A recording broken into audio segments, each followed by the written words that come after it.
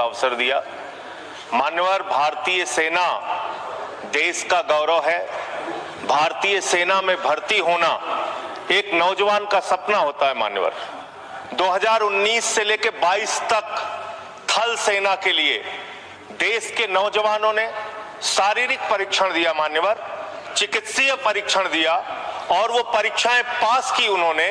1,23,000 की संख्या उन नौजवानों की थी, मान्यवर। और इसी तरीके से वायुसेना के लिए लगभग 7,000 नौजवानों ने परीक्षा पास की।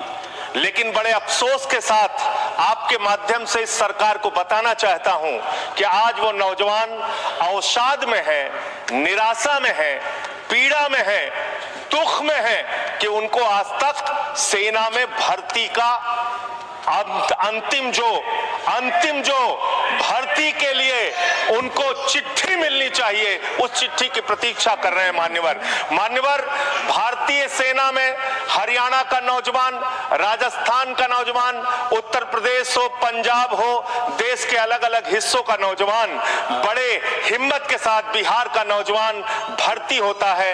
ये सपना देखता है, उसकी मां दूध पिलाती है अपने बच्चे को, सुबह दौड़ लगाता है। वो इस सपने के साथ भर्ती होता है कि अगर -50 डिग्री टेम्परेचर में सियाचिन में भारत माता की रक्षा करने की जरूरत पड़ी तो अपने प्राणों की आहुति देंगे। +50 डिग्री टेम्परेचर में जैसलमेर में खड़े होकर अगर भारत माता की रक्षा करने की जरूरत पड़ी तो अपने प्राणों की आहुति देंगे। लेकिन आपने अग्निवीर जैसी योजना लाकर भारतीय सेना के साथ और भारत माता के साथ विश्वासघात करने का काम किया। मान्यवर, एक अंतिम बात कह के मैं अपनी बात को खत्म करूंगा। मान्यवर, एक हरेंद्र यादव नाम का सेना का नौजवान, सेना का जवान पिछले दिनों जौनपुर में मिला। मान्यवर, वो हरेंद्र यादव अपनी पीड़ा, अपनी दुख को मेरे सामने रख रहा था। उसने विपक्ष के तमाम नेताओं के सामने और सत्ता पक्ष के सामने भी गिड़गिड़ाया, रोया।